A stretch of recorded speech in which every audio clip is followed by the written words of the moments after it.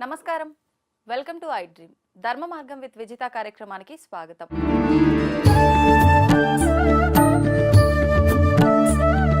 ప్రస్తుతం మనతో పాటు ఉన్నారు sun spiritual society founder, vegetable therapist Vikramaditya garu. ఇప్పుడు వారితో మాట్లాడి మరిన్ని విషయాలు తెలుసుకుందాం. నమస్తే అండి. నేను ఈ మధ్య ఒక 2-3 రోజుల క్రిందట ఒక వీడియో చూసిన. ఏంటి అంటే, ఈ మధ్య కాలంలో ప్రతి ఒక్కరిలో ఉన్న ఒక సందేహమే అది. ఆవిడ ఒక వీడియో రూపంలో దానికి సమాధానంగా చెప్పారో ఏమో, ఆమె వర్షన్లో తెలియదు. కానీ ఏంటి అంటే, ఆడవారి నెలసరికి సంబంధించి ప్రతి ఒక్కరిలో చాలా ఏమంటారు డౌట్స్ ఉంటూ ఉంటాయి. అయితే ఆవిడ చెప్పింది ఏంటి అంటే, వీడియోలో ఒక అమ్మవారి విగ్రహం ముందు కూర్చొని, నాకు నెలసరి వచ్చిన 4 రోజుల్లో నేను గర్భగుడిలోకి వెళ్తాను, అభిషేకాలు చేస్తాను, అమ్మవారి అలంకరణ చేస్తాను, నైవేద్యం నివేదన చేస్తాను, నాకేమైంది, నేను బాగానే ఉన్నాను, ఏమీ అవ్వదు ఎవరికి కూడా. అసలు చెప్పింది ఎవరు అలా వెళ్ళకూడదు అని చెప్పి అని ఒక వీడియో పెట్టడం జరిగింది. ఆ వీడియో నేను చూశాను. తర్వాత అనిపించింది, ఏంటి ఇదంతా, అసలు ఎటెళ్ళిపోతోంది, మన ధర్మం ఇంత గొప్పదంటారు, పెద్ద పెద్ద వాళ్ళు చాలా ప్రవచనాల రూపంలో మంచి మంచి మాటలు చెప్తుంటారు, ఇలా ఉండాలి అని మనకు ఒక మార్గదర్శకంగా ఉంటారు. మరి ఈవిడేంటి ఇలా మాట్లాడుతోంది అంటే, కొంతమంది మూర్ఖులు అంటుంటాం కదా, నాస్తికులు, దేవుణ్ణి నమ్మని వాళ్ళు కూడా ఉంటుంటారు. అటువంటి వారికి ఇది ఇంకా ఎంకరేజ్మెంట్ చేసినట్టు అయిపోతుందేమో ఇలాంటి వీడియోల వల్ల అనే ఒక చిన్న సందేహం నాకు వచ్చింది. మీరేమంటారు దాని గురించి? అంటే ఇప్పుడు ఆవిడకి ఏమీ అవ్వట్లేదు.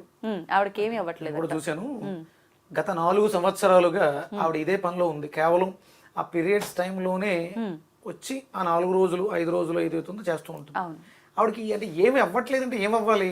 అమ్మవారిని ముట్టుకున్న వెంటనే ఆవిడ తల 1000 వక్కలైపోగాక, ఆవిడ శరీరం చిన్నాభిన్నం అయిపోగాక, అంతే ఇలా అవ్వాలమ్మా అంటే అదే ఎక్స్పెక్ట్ చేస్తున్నారు. అంటే భగవంతుడు అనగానే ఏదో మహిమలు చూపించాలి, నిజంగా భగవంతుడు ఉంటే. మరి ఆమె ఈ రకంగా అపవిత్రంగా వెళ్ళినా ఏం అవ్వలేదంటే, ఒకటి ఆలోచించండి, అసలు దేవాలయానికి ఎందుకు వెళ్ళాలి? మనశ్శాంతి కోసం. మనశ్శాంతి. ఆవిడకి అంటే మనశ్శాంతి ఇంట్లో లేదా? ఎక్కడ ఉంటుందండి, పొద్దున్న లేస్తే కదా. అంటే మీరు ఒకటి మనశ్శాంతి కోసం దేవాలయానికి వస్తున్నారు. దేవాలయంలో మనశ్శాంతి ఏదో దొరుకుతుంది అక్కడ. ఓకే, అంటే ఈవిడ మీరు ఏమీ అవ్వలేదు, అసలు ఇలా నెలలో ఒక 4 రోజులు అక్కడే ఉంటుంది అంటే ఆవిడకి ఇంట్లో మనశ్శాంతి లేక ఇక్కడికి వస్తుంది. ఏం బాగాలేదు కదా ఆవిడ. ఒకటి ఇంకా చాలా ఉన్నాయి మనం మాట్లాడుకోవాలంటే. ఇప్పుడు 28 రోజుల 30 రోజుల అదే మీకు పీరియడ్స్ టైము, మిగతా ఆ 4 రోజులు తీసేస్తే 21 రోజు 25 రోజులు. ఈ 25 రోజులు ఎందుకు దేవాలయానికి రావట్లేదు? అసలు ఆడా మగ కాదమ్మా, దేవాలయానికి ఎందుకు వెళ్ళాలి? అసలు దేవాలయాలు అంటే ఏంటి? దేవ ఆలయము అంటే ఒక శక్తిని కేంద్రీకరించి అక్కడ కూర్చోబెట్టాం. పూర్వం దేవాలయాలు ఎందుకు ఉండేవంటే, డబ్బులు దాచుకోవడానికి ధనాగారాలు, ఏదైనా అవసరం వస్తే, అంటే ఉన్నవాడు వేసి వెళ్ళిపోతే లేనివాడు అక్కడికి వచ్చి దాన్ని పొందడం కోసం, బ్యాంక్స్ కింద, హాస్పిటల్స్ కింద. అంటే దేవాలయంలో ఉండేటువంటి అర్చకులు ఆయుర్వేద అంటే వాళ్ళకి వేదం తెలుసు కాబట్టి ఆ ఆయుర్వేద సహితంగా మందులు తయారు చేసి వాటిని అక్కడ వాళ్ళు ఇచ్చేవారు. అంటే దేవాలయం అంటే ఒక హాస్పిటల్, ఒక బ్యాంక్, ఒక ధైర్యం. అంటే మనకి పాకెట్ ఎంతో, పర్స్ ఎంతో, ఒక గ్రామానికి ఒక దేవాలయం అంత. అందుకని అక్కడికి వెళ్ళేవారు. ఏదో అమ్మవారికి కొబ్బరికాయ కొట్టేస్తే, అమ్మవారికి అభిషేకం చేసేస్తే, అమ్మవారికి అద్భుతంగా అలంకారం చేసేస్తే ఏదో వచ్చేస్తుంది అనే కాదు కదా. కాదు, అదొక శక్తి. దాని మీద మన దృష్టి కేంద్రీకరించడం కోసం అలంకారాలు ఇవి పెట్టాం. అభిషేకం ఎందుకు చేస్తాం అనే దానికి కూడా సాంప్రదాయం ఉంది. మనం ఒక శివలింగాన్ని స్థాపన చేసినప్పుడు శివలింగాలు ఏమి నార్మల్ శివలింగాలు కాదు. మీకు కిందకు ఒక 20 అడుగులు లోపలికి, పైకి కనిపించేది ఒక 2-3 అడుగులు, 5 అడుగులు, 6 అడుగులు. మీకు ద్రాక్షారామ శివలింగం చూస్తే కింద భూమి నుంచి పైకి ఇంచుమించు 25 అడుగులు ఉంటుంది. మరి కిందకి ఎంత ఉంటుంది? అలాగే అరుణాచలం ఇలా. అంటే అభిషేకం కేవలం శివుడికే బాగా ఎక్కువ చేసేవారు, శివుడికే చేస్తారు. నమక చమక సహితంగా రుద్రాభిషేకం, దానికి అర్థం ఉంది. అంటే ఒక ఎనర్జీని బ్యాలెన్స్ చేయడం కోసం. ఇది పైన 5-6 అడుగులు ఉంటూ కిందకి చాలా లోపలికి ఉంది కాబట్టి ఇక్కడ మీరు ఇచ్చేటువంటి అభిషేక జలం బ్యాలెన్స్ చేస్తుంది. ఇది మన సాంప్రదాయంలోనే, హిందూ సాంప్రదాయంలోనే, భారతదేశంలోనే ఉంది. మీకు గుంటూరు లక్ష్మీనరసింహ పానకాల స్వామి, అక్కడ పానకం పోస్తే ఎక్కడికి పోతుందో తెలియదు. ఎందుకు పోయాలి పానకం? లక్ష్మీనరసింహ స్వామి తాగుతాడా? ఎక్కడో ప్రళయం జరగబోతున్న దాన్ని పానకం అంటే బెల్లంలో ఉండేటువంటి జిగురు ఐరన్ తత్వం, ఆ చల్లదనం రాబోతున్నటువంటి ప్రళయాన్ని ఆపుతుంది, శాంతింప చేస్తున్నారు, ఉద్రిక్తం అవ్వకుండా. ఎప్పుడైతే అవి ఆగిపోతాయో దాని తర్వాత వచ్చేటువంటి బ్లాస్ట్లు తట్టుకోలేము మనం. అందుకని మన ద్వాదశ జ్యోతిర్లింగాలలో అభిషేకాలు ఎందుకు చేస్తారంటే భూమిని శాంతింప చేయటానికి. ఆ మంత్రోచ్చారం ద్వారా ప్రకృతిలో నెగిటివ్ ఎనర్జీని డిస్ట్రాయ్ చేయటానికి. 4 గోడలు ఇంతే స్ట్రక్చర్ లో కట్టాలి, అక్కడ ఉన్నటువంటి విగ్రహం ఈ సైజులో ఉండాలి, విగ్రహానికి తగ్గట్టుగా ఎంట్రీ గుమ్మం ఉండాలి, సింహద్వారం ఉండాలి, సింహద్వారానికి ఎదురుగుండా ఇంత దూరంలోనే ధ్వజస్తంభం ఉండాలి. ఆగమ శాస్త్రం వాస్తు పురుషుని పెట్టుకుని ఇవన్నీ ఎందుకు చేస్తున్నారంటే ప్రకృతిలో జరిగేటువంటి వైపరీత్యాలని అరికట్టడానికి, మన జీవనం సుఖమంగా ఉండడం కోసం. ఇది తప్పు. ఇప్పుడు మీరు మాట్లాడితే అది ఏదైనా ఒక గ్రామ దేవత అయి ఉండాలి. ఆవిడ ఏదో చేస్తున్నారో ఏదైతే ఒక గ్రామ దేవత, అక్కడ ప్రతిష్ట ఆగమం కాకుండా జరిగి ఉండాలి. ఆగమం ప్రకారం జరిగితే ఆ విగ్రహం అద్భుతమైనటువంటి శక్తినిస్తూ ఉంటుంది. ఒకవేళ దానిని నిజంగా అపవిత్రం చేస్తే, అంటే అపవిత్రం చేయడం అంటే ఓపెన్ గా స్విచ్ చేసి ప్లగ్ లో వేలుపెట్టినట్టే, పవర్ కరెంట్ అది. మనం దేవాలయాలకు ఎందుకు వెళ్తాం అంటే రీఛార్జ్ అవ్వడం కోసం వెళ్తాం. ఋతుక్రమం అని దాని గురించి మాట్లాడుకుందాం. తప్ప ఉప్ప పక్కన పెడదాం. మీరు కామాఖ్య వెళ్ళారు ఎప్పుడైనా? వెళ్ళలేదండి. అంబుబాచి మేళ విన్నారా? అమ్మవారికి సంవత్సరంలో ఒకసారి ఋతుక్రమం అవుతుంది, ఋతుస్రావం. ఆ 3 రోజులు దేవాలయాన్ని మూసేస్తారా సమయంలో? అమ్మవారి యోని అక్కడ పడింది. ఇంకా దానికి చాలా కథలు ఉన్నాయి. ఎంత శక్తివంతం అంటే అక్కడ ఒక చిన్న అపచారం జరిగింది. ఏంటండి? రెగ్యులర్ గా ఆ పూజారి అక్కడికి వెళ్ళి అమ్మవారికి పూజ చేస్తూ ఉంటే కళ్ళకి గంతలు కట్టుకుని అర్చన చేస్తుంటే అమ్మవారు మూర్తి వచ్చి అక్కడ వ్యవస్థగా ఉండి, అంటే కథలవి ఎంతవరకు నిజం అనేది కొంచెం రూఢి చేసుకోవాల్సిన అవసరం ఉంది. అందుకని కళ్ళకి గంతలు కట్టుకుని ఆయన అంటే న్యూడుగా నర్తన చేస్తుంది. అంటే ఒక శక్తి, కాస్మిక్ ఎనర్జీ అర్చన సమయంలో అక్కడ ఉద్భవిస్తుంది. అది అంటే కళ్ళు చాలా డెలికేట్ ఆర్గన్స్, చూడడం ద్వారా కళ్ళు పోతాయి. అమ్మవారిని చూడడం ద్వారా కాదు, అక్కడ ఉన్నటువంటి ఎనర్జీ కళ్ళ తట్టుకోలేనంత కాంతి రావచ్చు. కాస్మిక్ ఎనర్జీ అంటే మన అణువులు, ఎలక్ట్రోమాగ్నెటిక్ వేవ్స్ కళ్ళలోకి వెళ్తే కళ్ళకి ప్రమాదం కాబట్టి కళ్ళకి గంతలు కట్టారు. ఆయన కళ్ళకి గంతలు కట్టుకుని అర్చన చేస్తాడు. ఇదంతా సైన్స్. మనం చేసే ప్రతి దేవతార్చన, మనం పలికే ప్రతి పలుకు ఎలక్ట్రోమాగ్నెటిక్ వేవ్స్ ని మనలో క్రియేట్ చేసి బ్రెయిన్ లో ఆ యాక్టివిటీస్ జరిగి నువ్వు జీవితంలో ఎదగడం కానీ పాడైపోవడం కానీ జరుగుద్ది. దరిద్రుడు అనే పదం ఉంది కదా, ఇది అపభ్రంశ మాట. రెగ్యులర్ గా అదే మాట వాడుతూ ఉంటే ఎవరైతే నోట అంటున్నారో వాళ్ళు దానికి చేరువైపోతారు. అనేవాళ్ళ నేను నిన్ను తిడుతున్నాను అనుకుంటాను, కానీ అది నాలో కదా రిలీజ్ అవుతుంది. ఆ మ్యాగ్నెటిక్ బయోమ్యాగ్నెటిక్ వేవ్స్ నన్ను దానికి దగ్గరగా తీసుకెళ్తు. యద్భావం తద్భావం అంటే అదే అర్థం. ఆ సమయంలో ఈ విషయం తెలుసుకున్నటువంటి రాజు, నేను అమ్మవారిని చూడాలి అని వస్తే తప్పండి, మేము సాహసం చేయలేము అంటారు. కానీ ఆయన తనకున్నటువంటి బలగానంతా ఉపయోగించి మొత్తం మీద అక్కడికి వెళ్ళి సీక్రెట్ గా జరుగుతున్న సమయంలో దొంగతనంగా చూస్తారు. ఆయన కళ్ళు పోవడం జరిగింది. ఆ తర్వాత ఆ శాపం ఆ వంశానికి తర్వాత అంటే ఫ్లైట్ లో వెళితే ఫ్లైట్ లోంచి పొరపాటున కిటికీలోంచి దేవాలయ ప్రాంగణాన్ని చూస్తే కూడా ప్రమాదం. అంటే మన చేసిన తప్పు మన డిఎన్ఏలో ఉంటుందమ్మా. వంశానికి ఎలా అప్లై అవుతుందంటే వాడి వీర్యంలోంచి వెళ్ళేటువంటి స్పెర్మ్లోంచి పుట్టేటువంటి బిడ్డకు కూడా ఈ ప్రమాదం సెల్లో నిక్షిప్తం అయిపోయింది. మన పీనియల్ గ్లాండ్ ఉండే బ్లూ పీనియల్ గ్లాండ్ ఏదైతే ఉందో అది రిజిస్టర్ చేసేస్తుంది. ఇది తరతరాలుగా తప్పు చేసిన భావన డిఎన్ఏలో నోట్ అయ్యి ఇది క్యారీ ఫార్వర్డ్ అవుతుంది. ఆ వంశం కూడా దేవాలయాన్ని చూడడానికి భయపడ్డారు ఇప్పటి వరకు స్టిల్. అంత పవర్ఫుల్. మరి అలాంటి దేవాలయాన్ని 3 రోజులు ఎందుకు మూసేస్తున్నారు వాళ్ళు?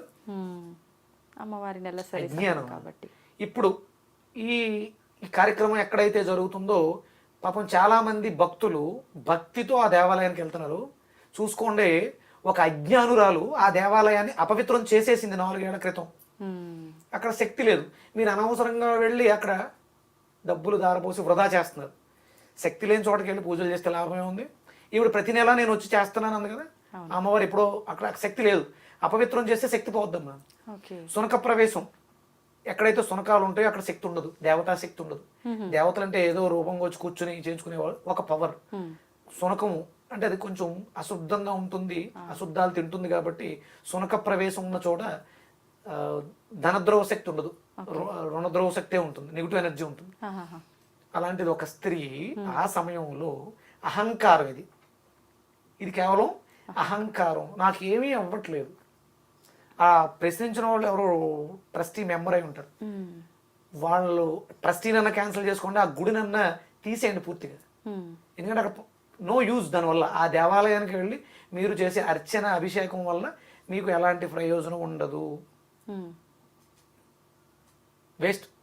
ఇది హిందూ ధర్మానికి అంటే ఇలాంటి వాళ్ళ వల్ల ఏం చెప్పాలనుకుంటున్నాను. ఇప్పుడు మీకు డేట్ అయిపోయిన రోజులు అయిందమ్మా, సిగ్గుపడతారు కదా మాట. నేను అడగడం తప్పు కదా, సిగ్గు లేదు పబ్లిక్గా వచ్చి ఈ విషయాన్ని మాట్లాడడానికి.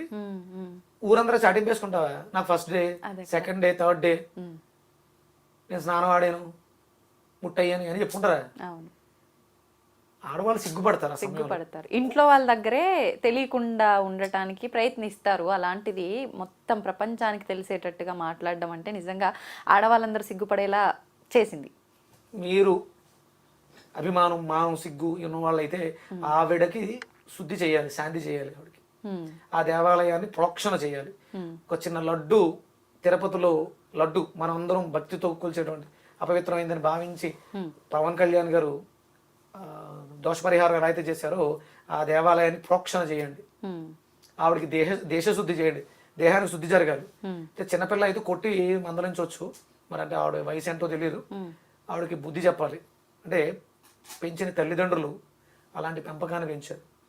నిన్ను ఎవడు రమ్మన్నాడు గుడికి, నువ్వే నీకు ఇలాంటివే చేయాలనుకుంటే నువ్వు సొంతంగా ఒక గుడి కట్టించుకో, నువ్వు ఒక్కరిదాన్ని వెళ్ళు, నీ ఇష్టం వచ్చాడు చేసుకో, అక్కడే పడుండు. అది ఒక కార్యం అమ్మా, కేవలం స్త్రీకి భగవంతుడు ఇచ్చినటువంటి వరం అది.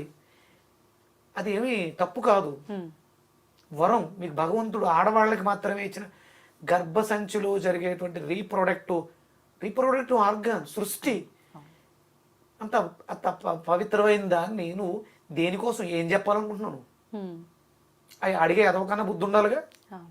ట్రస్టీ అతను నెంబర్ అయి ఉండొచ్చు. ఒకవేళ మీకు దగ్గరలో దేవాలయం ఉంటే వెళ్ళటం మానేయండి, లేదా వాళ్ళిద్దరిని తీసేయండి. ఇలాంటివి జరగకుండా చూసుకోండి. అసలు ఆడవాళ్ళు అంటే ఆడవాళ్ళ మీద చిన్న చూపు కాదు, ఆడవాళ్ళు చేయకూడదా కాదు. స్త్రీ పురుష భేదం భగవంతుడి ఆరాధనలో లేదు, శరీరాలకే. అది మలినంగా ఉంటుంది కాబట్టి స్నానం చేస్తాం, అశుభ్రంగా చేయలేము. కేవలం మన కోసం, భగవంతుడి కోసం ఏమీ కాదు. మనం కొట్టే కొబ్బరికాయలు, మనం పెట్టే అరటిపళ్ళు, మనం కట్టే బట్టకు సృష్టికి ఆయనే కారణం అయినప్పుడు మనం ఏం చెప్పాలనుకుంటున్నాం మనం? ఈ తప్పు ఇలాంటివి ఎంకరేజ్ చేయకూడదు. ఇలాంటివి జరిగితే కామెంట్లు పెడుతూ ఉంటారు, నచ్చకపోతే చితక్ కొట్టేయాలి. మళ్ళీ ఇలాంటి వీడియోలు చెయ్యాలంటే చేసేవాళ్ళు ఆలోచించాలి. ఇది ఎవరికీ నష్టం లేదు, హిందూ ధర్మానికి ఎలాంటి నష్టం లేదమ్మా. ధర్మాన్ని పట్టుకుంటే నేను బాగుంటాను అంతే. ధర్మానికి వచ్చే నష్టమే ఉండదు. హిందూ ధర్మం కొన్ని వేల సంవత్సరాలు ఎంతో మంది దండయాత్రలు చేసినా కూడా నిలబడింది. ఇంకా కొన్ని యుగాలుగా, కృతయుగం, త్రేతాయుగం, ద్వాపరయుగం, కలియుగం. ఈ కలియుగంలో కొన్ని వేల సంవత్సరాలుగా మీకు ఉజ్జయిని అంటే మన దేవాలయాల్లో సోమనాథ్ ఇన్ని లక్షల కోట్లు టన్నులు బంగారం పట్టుకెళ్ళిపోయినా మన ధర్మం ఇంకా అంటే ప్రపంచంలో సృష్టిలో అత్యంత శక్తివంతమైనటువంటి ధర్మం తన ఉనికిని కాపాడుకుంటూ వస్తుంది, ఇంకా కాపాడుతుంది. మధ్యలో వచ్చినాయి కదా ఇవన్నీ, మధ్యలోని కాలగర్భంలో కలిసిపోతాయి ఏదైనా సరే. ఇలాంటి వాళ్ళు ఆవిడకి ఏమీ అవ్వట్లేదు అని మనం అనుకుంటున్నాం, జరుగుతూ ఉంటుంది. అది పైకి వచ్చేసరికి, బ్లాస్ట్ అయ్యేసరికి ఏముండదు, ఆవిడ ఉండదు, మాట్లాడుకోవడానికి మనం ఉండం. రాముడి గురించి చెడ్డగా మాట్లాడంటే రాముడు చేసాడని కాదు, వెళ్ళిపోయాడు ఆయన కాలగర్భంలో. మంచి పాఠం మా గురుగారు చెప్పారమ్మా, మిమ్మల్ని ఎవరు తీసుకొచ్చారు ఇక్కడికి, ఈ భూమి మీదకి జన్మ తల్లి అనుకుంటాం, కాలం తీసుకొచ్చింది. తర్వాత అయిపోతే ఏమంటారు, కాలం తీరిపోయింది, కాలం చేశాడు, కాలంతో వస్తాం, కాలంతో వెళ్ళిపోతాం, మధ్యలో కాలక్షేపం చేయాలి. ఆప్యాక్షణ వన్ మోర్ ఆ, ఆక్షేపణ చేయకుండా ఓకే. కాలక్షేపం శాస్త్రంగా చేసుకుంటే సుఖంగా ఉంటాం. ఆక్షేపణ అంటే అంటే ఇలాంటివి ఆక్షేపణలు మూర్ఖపు ఆలోచనలా ఆ, అలాంటివి అనుకోవచ్చా? అంటే అప్పుడు వాళ్ళకి తెలియక వాళ్ళు ఏదో అజ్ఞానంతో ఉన్నారు, నేను జ్ఞానంతో ఉన్నాను, అందుకని నేను ఈ 4 రోజులు ఏం సాధించావు, ఈ 4 రోజులు స్పెషల్గా ఏమైనా అమ్మవారికి బంగారం ఇచ్చిందా? గుడికి ఎందుకు వెళ్తారు? మనశ్శాంతి కోసం. ఎక్సెస్ మనశ్శాంతి అని వచ్చిందా? నీ మాటలు చూస్తుంటే నీకు మనశ్శాంతి లేదు, అందుకని ఈ రకమైనటువంటి ప్రేలాపన, దాని ఒక రకమైనటువంటి హిస్టీరియా వ్యాధి, అది ఓకే. అనారోగ్యంతో బాధపడుతుంది కదా, అంతే కదా, అర్థమవుతుంది. అయి ఉండొచ్చు. అంతే. ఓకే. స్పెషల్ గా నేను ఇలా చేయడం వల్ల నాకు అమ్మవారు ఒక 100 కోట్లు డబ్బు ఇచ్చేసింది, బంగారం ఇచ్చేసింది, లేకపోతే అక్షయ పాత్ర ఇచ్చాడు, సూర్యుడు ఇచ్చాడు అంటే ఒక అర్థం ఉంది. నాకేమీ అవ్వలేదు అని ఎలా అనుకుంటావు? మీరు మెంతులు జల్లితే 2 రోజుల్లో మొలకలు వస్తాయి, గోధుమలు జల్లితే ఇంకొక 2 రోజులు ఎక్స్ట్రా తీసుకుని మొలకలు వస్తాయి. అదే ఏ మర్రి విత్తనము వెదురు బొంగు వేస్తే కనపడవు, 2-3 ఏళ్ళు కనపడవు, కానీ కిందకి ట్రావెల్ చేస్తాయి. ఉనికి బలంగా ఉండాలి, నేను పైకి వెళ్ళాలి కదా, అలా కొడుతుంది నెగిటివ్ ఎనర్జీ. భగవంతుడు ఏం కొట్టడు, ఆయన అన్ని అలా చూస్తుంటాడు. మళ్ళీ వచ్చి దీనికి పర్యవసానం చేసుకోవాల్సిన పరిస్థితి ఏర్పడుతుంది. ఎందుక కర్మ. మరి ఇప్పుడు ఒకవేళ ఆమె తప్పే చేసింది, దానికి ఆమె ఒకవేళ అంటే తెలుసుకొని ఏదైనా శాంతిలాగా చాలా పెద్ద ప్రాయశ్చిత్తం చేసుకోవాలమ్మా. 4 సంవత్సరాలుగా పొగరుతో, ఇది తెలియక కాదు, అజ్ఞానంతో, అంటే పబ్లిక్ లోకి వచ్చి మాట్లాడుతున్నాను నేను. అంటే తెలిసేగా, నేను 4 ఏళ్ళగా ఆడెవడో అడిగాడు, నేను 4 ఏళ్ళగా మిమ్మల్ని నేను చూస్తున్నాను అని. వీళ్ళిద్దరూ తెలిసే చేస్తున్నారు. ఈడన్నా చెప్పు ఉండాలి. ఇది స్టార్టింగ్ లో నేను అలా చేద్దాం అనుకుంటున్నాను అంటే అప్పుడు ఎవరో ఒకరు చెప్పుండేవు. అందుకని తెలిసి చేసావు కాబట్టి, తెలిసి చేసినా తెలియక చేసినా తప్పు తప్పే, ప్రాయశ్చిత్తం చేసుకోవాలి. ఓకే. ఆ దేవాలయాన్ని అది అంటే ఎంత అనేది మనం చెప్పలేము. అంటే ఈ కర్రలతో వాటితో కాకుండా శుభ్రం చేయటానికి, నీ శరీరాన్ని, శరీరంలో ప్రతి అణువుని కూడా శుభ్రం చేయడానికి ఉపయోగించాలి. అక్కడ పనులందరినీ తీసేసి ప్రతినిత్యం 1 సంవత్సరం పాటు ఆ దేవాలయాన్ని ఆవిడతోటే తుడిపించాలి. లేదా ఆవిడ చేసిన తప్పుకి పశ్చాత్తాపడి ఈ దోషాన్ని నివృత్తి చేయతలే, అజ్ఞానంతో చేశాను అని ఆ దేవాలయానికి తడిబట్ట పెట్టాలి. ఇక పురోహితులు ఆగమ శాస్త్రాల ప్రకారం సంప్రోక్షణ చేసుకోవాలి. లేకపోతే ఉపయోగం ఉండదు, నష్టమేం కాదు కానీ ఉపయోగం ఉండదు దానివల్ల. ఎంతో మంది భక్తితో నమ్ముకుని వచ్చిన వాళ్ళకి ఫలితం లేకుండా ఇన్ని లక్షల మందికి, ఇన్ని వేల మందికి ఆవిడ ద్రోహం చేసింది. ఆవిడ మీ ఫ్రెండ్ అయి ఉంటే చెప్పండి ఆవిడకి. ఇప్పుడు ఈమెను ఇన్ని క్వశ్చన్స్ అడిగి ఆమెను ఎంకరేజ్ చేసినట్టుగా మాట్లాడి ఆమె నోటితో సమాధానం చెప్పించిన వాళ్ళు ఆ ఆలయానికి రెగ్యులర్ గా వచ్చే వాళ్ళకి ఎటువంటి ఫలితం ఉందో కూడా తెలుసుకుంటే ఇప్పుడు నిజంగా ఒక మంచి అవగాహన కూడా వచ్చే అవకాశం ఉంటుంది. అంతే కదా? అంతేనమ్మా. అంటే ఎందుకనే మనం ఏదైతే తింటున్నామో దానికి గాలి వెలుతురు ఉండాలి, అది కళ్ళతో చూడాలి. అది తినేది బాగాలేదు, తినేదే మన మనస్సు అవుతుంది. ఆవిడ తినేది బాగాలేదు, అందుకని ఆవిడకి కడుపు మంట. ఆడవాళ్ళని ఆ 4 రోజులు రావద్దంటారా? సంతోషమే కదా. 26 రోజులు వచ్చావు, 4 రోజులు రెస్ట్ తీసుకుంటే నష్టమే వచ్చింది. అంటే ఈ 4 రోజులు మేము ఏమైనా దుబ్బేద్దాం అనుకుంటున్నావా? ఆడవాళ్ళు రావద్దన్నారు, మేము రెగ్యులర్ గా గుడికి వెళ్ళిపోతున్నాం, మాకేమైనా ఇచ్చేస్తుంది ఆవిడ వరాలు? ఏంటమ్మా అజ్ఞానం. అదే కదా, ఆలోచించండి ఒకసారి.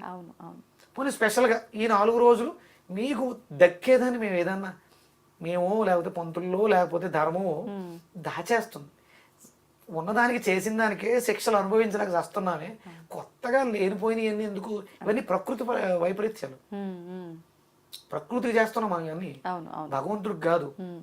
ఆవిడ మూర్తి రూపంలో ఉన్నటువంటి శక్తి, ఆ మూర్తి రూపంలో ఉన్న దేవత కాదు అక్కడ, దాని కింద ఉన్నటువంటి యంత్రము, దాంట్లో నిక్షిప్తమైనటువంటి శక్తి. అలా ఆలోచించండి దయచేసి. అంటే ఆవిడని వక్రీకరించాలని కాదు, ఇలాంటి వాటిని మనం ఎంకరేజ్ చేయకూడదు. ఆ చుట్టుపక్కల ఉన్న వాళ్ళు చెప్పాలి ఆవిడకి. అంటే ఇవి చూడడం వల్ల వేరే వాళ్ళు చాలా మంది తయారవుతుంటారు. అందుకని గర్భగుడి ప్రవేశం శాస్త్రం తెలిసిన వాళ్ళకి, సంధ్యావందన పరులకి మాత్రమే ఉంది. ఎందుకంటే అది షాక్ కొడద్దమ్మా. దాన్ని తీసుకొచ్చి ఒక పంచపాత్ర రూపంలో, తీర్థం రూపంలో, ప్రసాదం రూపంలో మనకి ఎందుకు ఇస్తారంటే ఆ శక్తిని అందులోకి వాళ్ళు మంత్రోచ్చారంతో తీసుకొచ్చి కూర్చోపెడతారు. ట్రాన్స్ఫార్మర్ని మనం తట్టుకోలేము, పవరే కదా అని డైరెక్ట్ వైర్ తీసుకొచ్చి బల్బు కలిపితే పేలిపోతుంది. అందుకని ట్రాన్స్ఫార్మర్లోంచి మీటర్లోంచి ఎనర్జీ పవర్. మనం దేవాలయాలన్నీ కూడా పవర్ స్టేషన్స్. మనం ఛార్జ్ అవడానికి ఆ ప్రసాదాలు, ఆ దేవుడికి వేసిన దండలు, ఆ అమ్మకి కట్టిన బట్ట, ఇవన్నీ కూడా శక్తిని మనం ట్రాన్స్ఫర్ చేసుకోవడానికి ఉపకరణాలు. డైరెక్ట్ గా పట్టుకుంటే కాలుతుంది నిప్పు, కాబట్టి పట్టకారుతో పట్టుకున్నట్టు అవసరానికి వాడుకోవాలి తప్ప నువ్వు స్నానంలో ఉన్న 4 రోజులు నిప్పే కదా పట్టుకో చేత్తు. అది నిప్పు కూడా మనం భగవంతుడిగా ఆరాధిస్తాం కదా. అమ్మవారు నేను ముట్టుకున్నాను అలంకారం చేశాను, నువ్వు నిప్పుని పట్టుకుని నిప్పుకి అలంకారం చేయి, కాలదా? కాలుతుంది కదా. ఏ నిప్పు కదా, నిప్పు దాని తత్వాన్ని చూపిస్తుంది. ఇది కనపడని నిప్పు. మనకు ఆ రేసు ఎలక్ట్రోమాగ్నెటిక్ వేవ్స్ ఏవైతే ఉన్నాయో ఇన్ఫ్రారెడ్ రేస్ అమ్మ, అది కంటికి కనపడదు. దయచేసి ధర్మంతో ఆటలాడితే మీతో పాటు మీ చుట్టుపక్కల ఉన్న వాళ్ళందరికీ ప్రమాదం. దయచేసి అలాంటి పనులు చేయొద్దు. తప్పు ఒప్పు అనేది పక్కన పెడితే పెద్దవాళ్ళు తరతరాలుగా చెప్తూ వస్తున్నారు అని అంటే అలా చేయకపోతే తప్పేముంది, ఉంటే తప్పేముంది అనే ఒక ఆలోచన చేస్తే బాగుంటుంది. కడుపు కొట్టేస్తుంటే, నీకు ఆకలి వేస్తుంటే, నేను పాచి చేస్తుంటే అప్పుడు ఇవి చెయ్యాలి. స్నానం వచ్చిన 4 రోజులు ఆడవాళ్ళందరినీ గదుల్లో వేసేస్తాం, ఫుడ్ పెట్టం కాదు కదా. విశ్రాంతి తీసుకు ఇప్పుడు కుదరట్లేదు, ఆఫీసుల్లోకి వెళ్ళాలి, వర్క్ జాబు, ఇవన్నీ ఎవరో చూడరు. ఇవి తప్పవు. దానికి ఏదో ప్రోక్షణ జరుగుతుంటుంది. ఇప్పుడు నేను అనుకుంటాను, ఇక్కడ లేడీస్ వస్తారు, ఇది కొంచెం ఏమైనా నెగిటివ్ ఎనర్జీ స్ప్రెడ్ అయి ఉండొచ్చు, నేను పాజిటివ్గా ఉంటాను. నేను ఇంటికి వెళ్ళిన తర్వాత ప్రోక్షణ చేసుకుంటాను, స్నానం చేస్తాం. మీరు ఇంటికి వెళ్ళిన తర్వాత మీరు వాష్ చేసుకుంటారు కదా, ఆ 3rd డే తర్వాత ఒరిజినల్గా ఆ టైంలో మీరు స్నానం చేయకూడదు. ఎందుకంటే అది ఋతుస్రావం, ఆర్తవం బయటకు వెళ్తూ ఉంటుంది. వాటర్ తగిలితే ఇంకొంచెం ఎక్కువ బ్లీడింగ్ అయిపోతుంది. అందుకని డ్రైగా ఉంచాలి మిమ్మల్ని. మీకు కొంచెం వేడి కావాలి. మెచ్యూర్డ్ అయిన వెంటనే పసుపు రాస్తారు ఎందుకు? యాంటీబయాటిక్ కదా. ఇవన్నీ సైన్స్ అమ్మా, మీకోసమే. మీరు బాగుంటేనే మేము బాగుంటాం. మాకు వండి పెట్టేది, మాకు కావాల్సినవన్నీ చూసేది మీరే కదా. స్త్రీ లేకుండా ఏదీ జరగదు. ప్రతి పురుషుల్లోనూ సగం పురుష శక్తి, సగం స్త్రీ శక్తి. ప్రతి స్త్రీలోనూ మేజర్గా స్త్రీ శక్తి, కొంచెంగా పురుష శక్తి. Yin energy, yang energy. Light ఎలగాలంటే ప్లస్ ఉండాలి, మైనస్ ఉండాలి.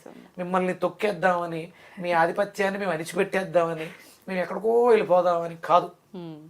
దయచేసి అర్థం చేసుకోండి. తప్పకుండా అర్థం చేసుకుంటామండి. Thank you. సూర్యోస్.